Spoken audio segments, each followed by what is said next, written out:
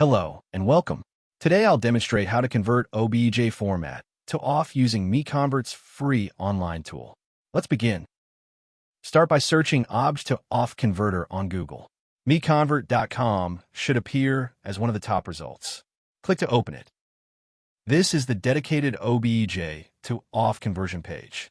The tool supports batch conversion and maintains quality during the process. To begin, click Choose File to open the file browser. Locate your OBJ file, select it, and confirm by clicking Open. The file has been loaded successfully. You can verify the file name and size here. When ready, click Convert Now to proceed.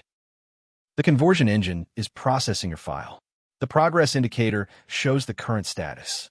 Please wait a moment. Excellent. The conversion is complete.